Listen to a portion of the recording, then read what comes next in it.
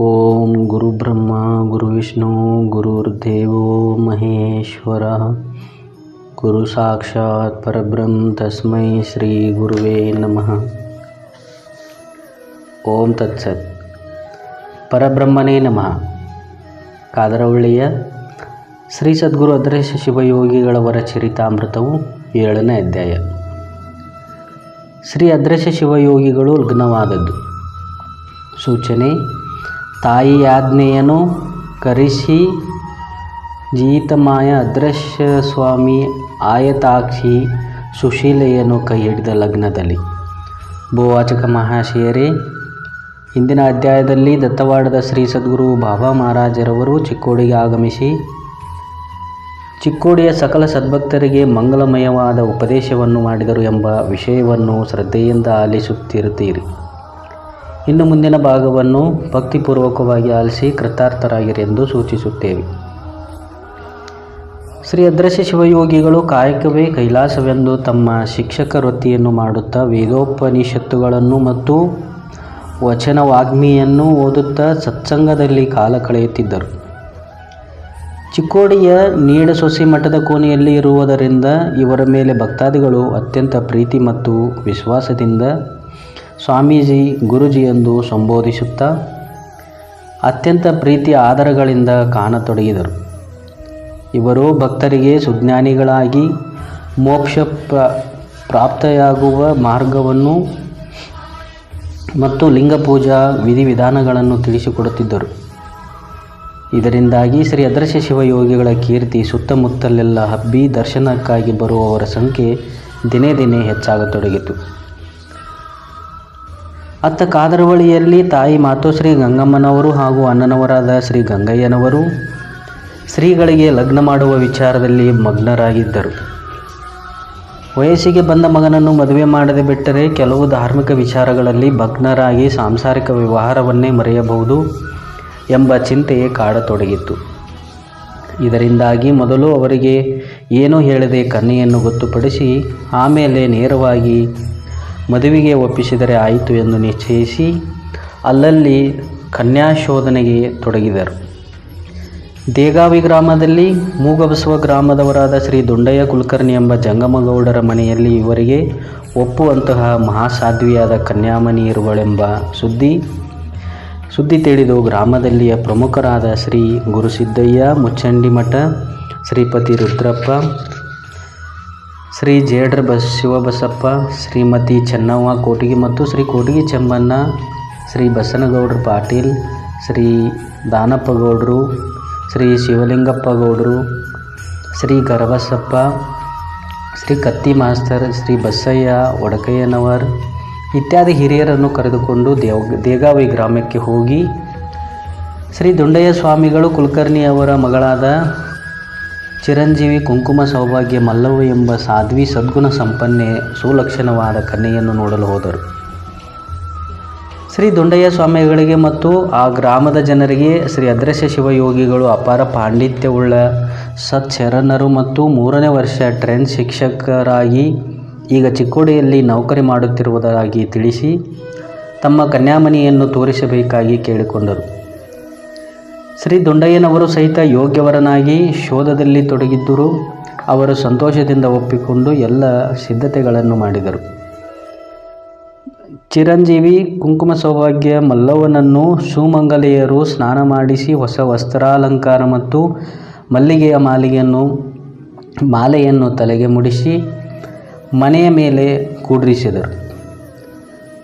ಮುತ್ತೈದೆಯರು ಕುಂಕುಮ ಹಚ್ಚಿ ಬಾಳೆಹಣ್ಣುಗಳನ್ನು ಉಡಿ ತುಂಬಿ ಕನ್ಯಾ ನೋಡುವ ಕಾರ್ಯವನ್ನು ಪೂರ್ತಿ ಮಾಡಿದರು. ಮಲ್ಲವ್ವನವರು ದೇವರಿಗೆ ನಮಸ್ಕರಿಸಿ ಎಲ್ಲ ಹಿರಿಯರಿಗೂ ನಮಸ್ಕರಿಸಿದರು. ತಾಯಿ ಮಾತೋಶ್ರೀ ಗಂಗಮ್ಮನವರಿಗೆ ಹಾಗೂ ಬಂದಿರುವ ಎಲ್ಲ ಬಂಧು ಬಳಗದವರಿಗೆ ಮತ್ತು ಗುರು ಹಿರಿಯರಿಗೆ ಈ ಕನ್ಯಾಮಣಿಯು ಶ್ರೀ ಅದೃಶ್ಯ ಶಿವಯೋಗಿಗಳಿಗೆ ಎಲ್ಲ ರೀತಿಯಿಂದಲೂ ಒಪ್ಪಿಗೆಯಾಗಿರುತ್ತಾಳೆ ಎಂದು ಒಮ್ಮತಕ್ಕೆ ಬಂದ ಶಾವಿಗೆ ಊಟ ಮಾಡಿ ನಿಮ್ಮ ಕನ್ಯಾಮಣಿಯನ್ನು ನಮ್ಮ ಸಹೋದರ ಅದೃಶ್ಯಯ್ಯನವರಿಗೆ ಹೆಂಡತಿಯಾಗಿ ಸ್ವೀಕರಿಸಲು ಒಪ್ಪಿಗೆಯನ್ನು ನೀಡಿ ಬಂದರು. ಕಾದರವಳ್ಳಿಗೆ ಬಂದ ನಂತರ ಈ ಎಲ್ಲ ವಿದ್ಯಮಾನವನ್ನು ಚಿಕ್ಕೋಡಿಯಲ್ಲಿರುವ ಶ್ರೀ ಅದೃಶ್ಯ ಶಿವಯೋಗಿಗಳಿಗೆ ತಿಳಿಸುವುದು ಅವಶ್ಯವಾದ್ದರಿಂದ ಅವರನ್ನು ಕರೆ ಕಳಿಸುವುದು ಅವಶ್ಯವಾಗಿತ್ತು. ಆದ್ದರಿಂದ ಸದ್ಭಕ್ತನು ಮತ್ತು ನಿಷ್ಠಾವಂತನೂ ಆದ ಹುಡೇದಮನಿ ಬಸಪ್ಪ ಅವರನ್ನು ಕರೆದು, ನೀನು ಚಿಕ್ಕೋಡಿಗೆ ಹೋಗಿ ಅದ್ರಶಯ್ಯನನ್ನು ಜರೂರಾಗಿ ಕರೆದುಕೊಂಡು ಬಾ ಎಂದು ಅವರಿಗೆ ಮದುವೆಯ ವಿಷಯವಾಗಲಿ ಅಥವಾ ಕನ್ಯೆಯನ್ನು ನೋಡಿದ್ದಾಗಲಿ ಯಾವ ವಿಷಯವನ್ನು ತಿಳಿಸಬಾರದು. ಮನೆಯಲ್ಲಿ ಅತ್ಯಂತ ಮಹತ್ವದ ವಿಷಯದಲ್ಲಿ ಮಾತನಾಡುವುದಿದೆ ಎಂದು ಮಾತ್ರ ಹೇಳಿ ತಮ್ಮ ಜೊತೆಗೆ ಕರೆದುಕೊಂಡು ಬರಬೇಕು ಎಂದು ಹೇಳಿ ಬುತ್ತಿಗಂಟನ್ನು ಕಟ್ಟಿ ಖರ್ಚಿಗಾಗಿ 10 ರೂಪಾಯಿಯನ್ನು ಕೊಟ್ಟು ಕಳುಹಿಸಿಕೊಟ್ಟರು. ಶ್ರೀ ಹುಡೇದಮನಿ ಬಸಪ್ಪನವರು ಚಿಕ್ಕೋಡಿಯನ್ನು ತಲುಪಿ ಶ್ರೀಗಳಿಗೆ ಭೇಟಿಯಾಗಿ ಉಭಯ ಕುಶಲೋಪಗಳನ್ನು ಮಾತನಾಡಿ, ತಾಯಿ ಮಾತೋಶ್ರೀ ಗಂಗಮ್ಮನವರು ಹಾಗೂ ಅಣ್ಣ ಶ್ರೀ ಗಂಗಯ್ಯನವರು ತಮ್ಮನ್ನು ಕರೆತರಲು ನನ್ನನ್ನು ಕಳುಹಿಸಿದ್ದು ತಾವು ನನ್ನ ಜೊತೆಗೆ ಬರಲು ವಿನಂತಿಸಿಕೊಂಡರು. ಆಗ ಶ್ರೀ ಅದ್ರಶ್ಯ ಶಿವಯೋಗಿಗಳವರು ಮುಖ್ಯೋಪಾಧ್ಯಾಯರ ಅನುಮತಿ ಪಡೆದು ಶ್ರೀ ಚಿನ್ಮಯ ಸ್ವಾಮಿಗಳಿಗೆ ಊರಿನಿಂದ ಕರೆ ಬಂದಿರುವುದಾಗಿ 1 ವಾರಕ್ಕೆ ಬರುವುದಾಗಿ ತಿಳಿಸಿ ಕಾದರವಳ್ಳಿಗೆ ಹೊರಡಲು ಅನುವಾದರು. ಹಣ್ಣು ಹಂಪಲುಗಳನ್ನು ತೆಗೆದುಕೊಂಡು ಶ್ರೀ ಬಸಪ್ಪ ಹುಡೇದಮನಿಯವರ ಜೊತೆಗೆ ಬೆಳಗಾವಿಯ ಮಾರ್ಗವಾಗಿ ಕಾದರವಳ್ಳಿಗೆ ಬಂದು ತಲುಪಿ ತಾಯಿ ಮತ್ತು ಅಣ್ಣನ ಪಾದಗಳಿಗೆ ನಮಸ್ಕರಿಸಿ ಸ್ನಾನ ಪೂಜಾದಿಗಳನ್ನು ಮುಗಿಸಿಕೊಂಡು ಊಟೋಪಚಾರವನ್ನು ಮಾಡಿ ವಿಶ್ರಾಂತಿ ಪಡೆದರು. ಆನಂತರ ಅಣ್ಣ ಶ್ರೀ ಗಂಗಯ್ಯನವರನ್ನು ತಮ್ಮನ್ನು ಕರೆಯಿಸಿದ ವಿಚಾರವನ್ನು ಕುರಿತು ಕೇಳಲಾಗಿ, ತಮ್ಮ ನೀನು ಯಾವುದೋ ಪೂರ್ವದ ಸುಕೃತದಿಂದ ಶಿಕ್ಷಕನಾಗಿ ಸೇವೆಗೆ ಸೇರುತ್ತಿ ಅಲ್ಲದೆ ತಾಯಿ ಮುಪ್ಪಿನಾವಸ್ಥೆಗೆ ಬಂದಿದ್ದು ನಿನ್ನ ಮದುವೆಯನ್ನು ಮಾಡಬೇಕೆಂದು ಅಪೇಕ್ಷೆಯನ್ನು ಹೊಂದಿದವಳಾಗಿದ್ದಾಳೆ. ಆ ಭಾಗ್ಯವನ್ನು ಕಾಣುವ ಯೋಗ ಎಂದು ಬಂದಿತು ಎಂದು ಚಿಂತಿತಳಾಗಿದ್ದಾಳೆ ಮತ್ತು ನನ್ನ ಈ ಆಶೆಯನ್ನು ನನ್ನ ಕಣ್ಣು ಮುಚ್ಚುವುದರೊಳಗಾಗಿ ಮಾಡಿ ಮುಗಿಸಬೇಕೆಂದು ಹಠ ಹಿಡಿದಿದ್ದಾಳೆ. ಅಲ್ಲದೆ ನೀನು ಎಲ್ಲಿಯವರೆಗೆ ಕೈ ಸುಟ್ಟುಕೊಳ್ಳುತ್ತಿ? ನಾನು ತಿಳಿದವನಿದ್ದು ತಾಯಿಯ ಆಶೆಯನ್ನು ಪೂರೈಸಬೇಕಾದದ್ದು ನಿನ್ನ ಕರ್ತವ್ಯವೂ ಆಗಿದೆ ಎಂದು ಹೇಳಿ, ಈಗಾಗಲೇ ನಾವೆಲ್ಲ ಹಿರಿಯರು ಕೂಡಿ ದೇಗಾಮಿ ಶ್ರೀ ದೊಂಡೆಯ ಕುಲಕರ್ಣಿಯವರ ಕನ್ಯಾಮಣಿಯನ್ನು ನೋಡಿ ನಮ್ಮ ಒಪ್ಪಿಗೆಯನ್ನು ನೀಡಿ ಬಂದಿದ್ದು, ನೀನು ಬಂದ ನಂತರ ಅವರಿಗೆ ಇಲ್ಲಿಗೆ ಬಂದ ನಿಶ್ಚಿತಾರ್ಥ ಕಾರ್ಯವನ್ನು ಮಾಡಿ ಹೋಗಲು ತಿಳಿಸಲಾಗಿದೆ ಎಂದು ಹೇಳಲಾಗಿ, ಶ್ರೀ ಅದ್ರಶ್ಯ ಶಿವಯೋಗಿಗಳವರ ಅಣ್ಣ, ಈ ಅನಿತ್ಯವಾದ ಸಂಸಾರದ ಜಂಜಡಕ್ಕೆ ನನ್ನನ್ನು ಸಿಲುಕಿಸಬೇಡಿರಿ. ಸಂಸಾರವೆಂಬುದು ದುಃಖದ ಸಾಗರವೇ ಆಗಿದೆ. ಅದರಲ್ಲಿ ಎಷ್ಟು ಹುಡುಕಿದರೂ ಸುಖವೆಂಬ ಪದ ಒಂದಿನಿತೂ ದೊರೆಯಲಾರದು. ಈ ಹಿಂದೆ ಅನಂತ ಜನ್ಮಗಳಲ್ಲಿ ಅನೇಕ ಹೆಂಡರು ಮತ್ತು ಮಕ್ಕಳು ಆಗಿ ಹೋಗಿದ್ದಾರೆ.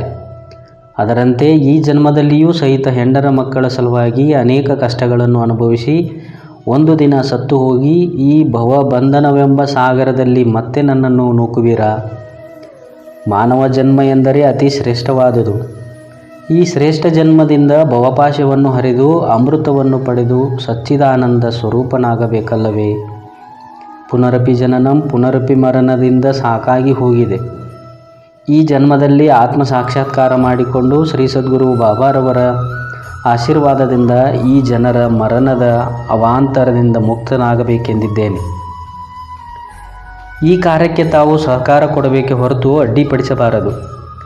ಬ್ರಹ್ಮ ಚಿಂತನೆಯಲ್ಲಿಯೇ ಸದಾವಕಾಲ ಕಾಲ ಕಳೆದು ಈ ಜನ್ಮದಲ್ಲಿಯೇ ಭವಬಂಧನದಿಂದ ನಿಶ್ಚಯವಾಗಿ ಪಾರಾಗುವೆನು.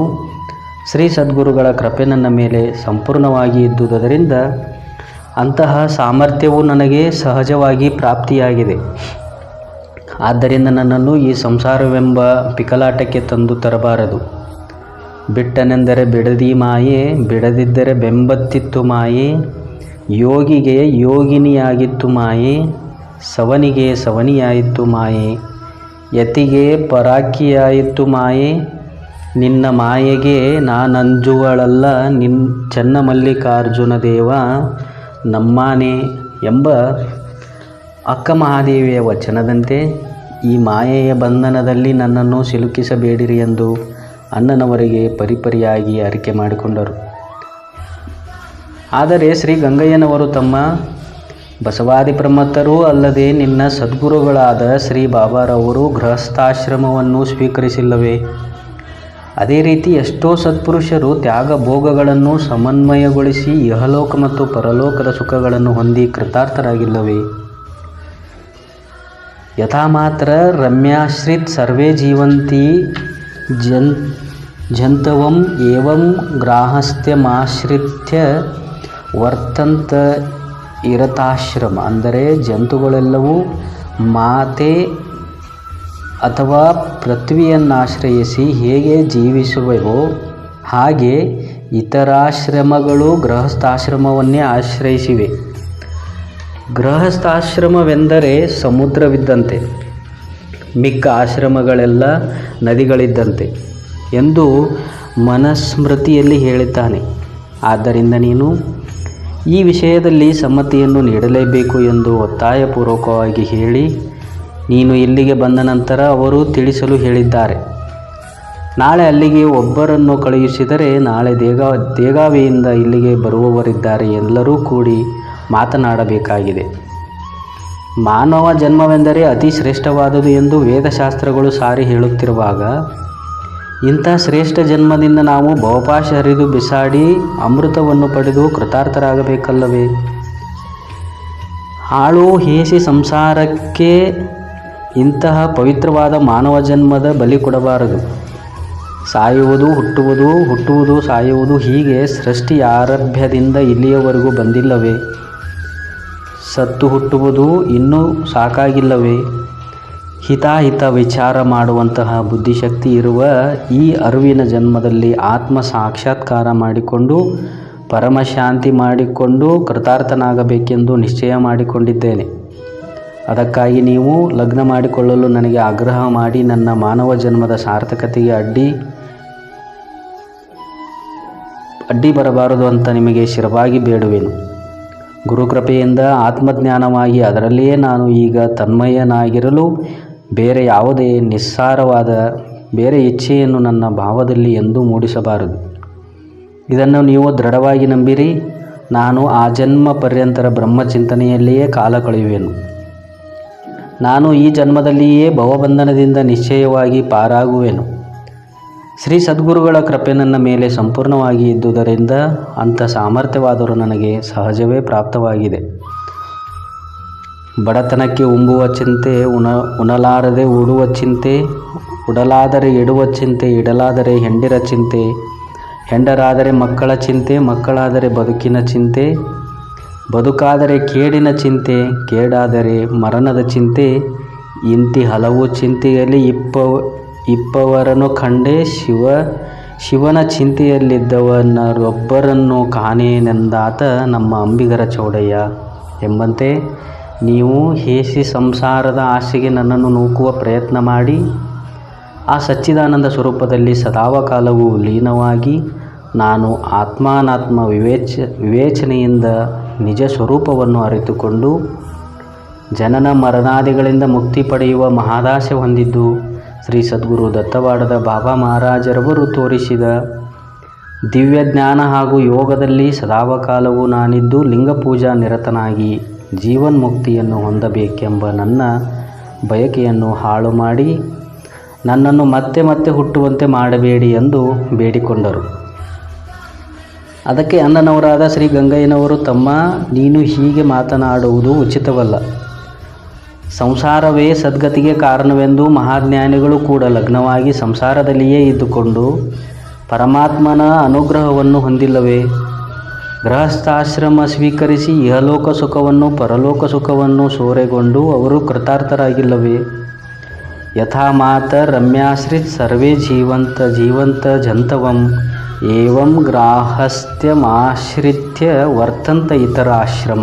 ಅಂದರೆ ಜಂತುಗಳೆಲ್ಲವೂ ಮಾತೆ ಅಥವಾ ಪೃಥ್ವಿಯನ್ನಾಶ್ರಯಿಸಿ ಹೇಗೆ ಜೀವಿಸುವೆವೋ ಹಾಗೆ ಇತರ ಆಶ್ರಮಗಳು ಗೃಹಸ್ಥಾಶ್ರಮವನ್ನು ಅವಲಂಬಿಸಿರುತ್ತವೆ. ಗೃಹಸ್ಥಾಶ್ರಮವೆಂದರೆ ಸಮುದ್ರವಿದ್ದಂತೆ, ಮಿಕ್ಕ ಆಶ್ರಮಗಳೆಲ್ಲ ನದಿಗಳಿದ್ದಂತೆ ಎಂದು ಮನವು ಹೇಳಿದ್ದಾನೆ. ನದಿಗಳು ನೀರೆಂದು ಸಮುದ್ರಕ್ಕೆ ಕೂಡಿದ ಮೇಲೆ ಪ್ರತ್ಯೇಕಿಸಲು ಸಾಧ್ಯವಿಲ್ಲ. ಅದರಿಂದ ನಾವು ನೋಡಿದ ಕನ್ಯಾಮಣಿಯನ್ನು ಪಾಣಿಗ್ರಹಣ ಮಾಡಿ ಗೃಹಸ್ಥಾಶ್ರಮ ಸ್ವೀಕರಿಸಲೇಬೇಕು.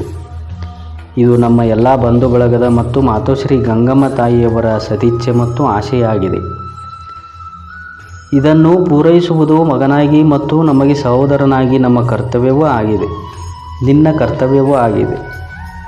ನೀನು ಗೃಹಸ್ಥನಾಗಲೇಬೇಕೆಂದು ನಾನು ಒತ್ತಾಯಪೂರ್ವಕವಾಗಿ ಹೇಳುತ್ತೇನೆ. ಇದರಲ್ಲಿ ಯಾವುದೇ ರೀತಿಯ ಹೈಗೈ ಆಗತಕ್ಕದ್ದಲ್ಲ ಎಂದರು. ಅದಕ್ಕೆ ಶ್ರೀಗಳು, ತಾವು ಹೇಳುವ ವಿಷಯವನ್ನು ಅಮೃತವೆಂದು ತಿಳಿಯುವಷ್ಟು ಅಧಮನು ನಾನಲ್ಲ. ಇಂದ್ರಜಾಲ ವಿದ್ಯೆಯಿಂದ ತೋರ್ಪಡುವ ವಸ್ತುಗಳೆಲ್ಲ ಸುಳ್ಳೇ ಸುಳ್ಳು ಇರುವಂತೆ ಮಾಯೋಪಾದಿಯಿಂದ ಈಶ್ವರನಲ್ಲಿ ರಚಿತವಾದ ಮಿಥ್ಯಾ ಸಂಸಾರವು ಬಾಹ್ಯದಿಂದ ತೋರಿ ಅಜ್ಞಾನಿಗಳನ್ನು ಮೋಹಗೊಳಿಸಿ ಅಧೋಗತಿಗೆ ಗುರಿ ಮಾಡುತ್ತಿರುವುದನ್ನು ನೀವು ತಿಳಿದಿರುವುದಿಲ್ಲ. ಆದ್ದರಿಂದಲೇ ನೀವು ನಶ್ವರವಾಗಿರತಕ್ಕಂತಹ ಈ ದೇಹ ಬುದ್ಧಿ ಮತ್ತು ಹೇಯವಾದ ಸಾಂಸಾರಿಕ ವಿಷಯಗಳನ್ನು ಇಷ್ಟು ವರ್ಣಮಯವಾಗಿ ಹೇಳುತ್ತಿರುವಿರಿ. ಹಾಗೆ ನಿಮ್ಮ ಮಾತಿಗೆ ಮಾರು ಹೋಗಲು ನಾನು ಪಾಮರನಲ್ಲ ಎಂದು ಸದುವಿನಯದಿಂದ ಮತ್ತೆ ನಿವೇದಿಸಿದರು. ಆಗ ಶ್ರೀ ಗಂಗಯ್ಯನವರು, ನಿಮಗೆ ವೇದಾಂತದ ಹುಚ್ಚು ಹಿಡಿದಿದೆ. ಮಾನವ ಜನ್ಮದಲ್ಲಿಯೇ ಸಂಸಾರದ ಆಗುಹೋಗುಗಳನ್ನು ಪ್ರತ್ಯಕ್ಷ ಅನುಭವಿಸಿ ನಂಬಿಯನ್ನ ಅನೇಕ ಶಿವಶರಣೆಯರು ಹಾಗೂ ವೇದಾಂತಿಗಳು ಸಂಸಾರ ಮತ್ತು ಪಾರಮಾರ್ಥಗಳೆರಡನ್ನೂ ಸಮನಾಗಿ ಕಂಡು ಆತ್ಮಜ್ಞಾನವನ್ನು ಹೊಂದಿ ಲಿಂಗಾರ್ಚನೆ ಮತ್ತು ಸಂಸಾರದಲ್ಲಿ ಭೇದವನ್ನು ಮಾನದೆ ಲಿಂಗೈಕ್ಯ ಮತ್ತು ಬ್ರಹ್ಮ ಪದವಿಯನ್ನು ಪಡೆದಿರುವುದು ನಿನಗೇನು ಹೊಸದೇ?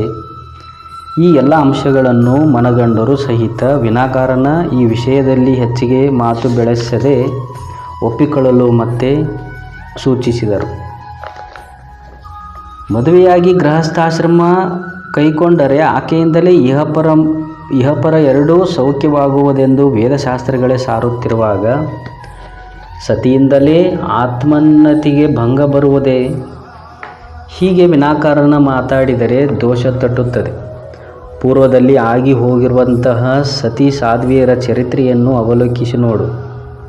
ಮಹಾಪತಿವ್ರತೆಯಾದ ಸತಿ ಸಾವಿತ್ರಿಯ ಗಂಡನ ಪ್ರಾಣಹರಣವನ್ನು ಮಾಡಿಕೊಂಡು ಯಮನು ತನ್ನ ಲೋಕಕ್ಕೆ ಸಾಗುತ್ತಿರಲು ಆಕೆಯು ತನ್ನ ಪಾತಿವ್ರತ್ಯದ ಪ್ರಭಾವದಿಂದ ಅವನ ಬೆನ್ನು ಹತ್ತಿ ಹೋಗಿ ಧರ್ಮವನ್ನು ಪ್ರಶಂಸೆ ಮಾಡಿ ವಾದದಲ್ಲಿ ಸೋಲಿಸಿ ಕಡೆಗೆ ಯಮರಾಜನ ಮನವನ್ನು ಪ್ರಸನ್ನಗೊಳಿಸಿ ಅವನಿಂದ ತನ್ನ ಗಂಡನ ಪ್ರಾಣವನ್ನು ಮತ್ತು ಆಯುಷ್ಯವನ್ನು ತಿರುಗಿ ಪಡೆದು ಗಂಡನನ್ನು ಬದುಕಿಸಲಿಲ್ಲವೇ? ಇದು ಅಲ್ಲದೆ ವೇದ ಕಾಲದಿಂದ ಇಲ್ಲಿಯವರೆಗೆ ಅನೇಕ ಶಿವಶರಣೆಯರು ಸತಿಪತಿಗಳು ಒಂದಾದ ಭಕ್ತಿಯಿಂದ ಜೀವನ್ಮುಕ್ತಿ ಪಡೆದಿಲ್ಲವೇ? ಉದಾಹರಣೆಗೆ 12ನೇ ಶತಮಾನದಲ್ಲಿ ಅನುಭವ ಮಂಟಪದಲ್ಲಿ ಮತ್ತು ಮುಂದೆ ಅನೇಕ ಶರಣೆಯರು ಮತ್ತು ವೇದಾಗಮ ಪಾಂಡಿತ್ಯವನ್ನು ಪಡೆದವರು ಜ್ಞಾನಾಮೃತವನ್ನು ಪಡೆಯುತ್ತಾ ಗಂಡನ ಸೇವೆಯನ್ನು ಮಾಡಿ ಗಂಡನಿಗೆ ಸಹಧರ್ಮಿಯನಾಗಿ ಶರಣೆಯಾಗಿ ಜೀವನ್ಮುಕ್ತಿಯನ್ನು ಪಡೆಯಲಿಲ್ಲವೇ? ಅಕ್ಕ ಮಹಾದೇವಿ, ಗಂಗಾಂಬಿಕೆ, ನೀಲಾಂಬಿಕೆ ಮೊದಲಾದ ತಾಯಿಗಳಿಂದ ಎಂತೆಂಥ ಅಘಟಿತವಾದ ಘಟನೆಗಳನ್ನು ನೋಡಿಲ್ಲವೇ?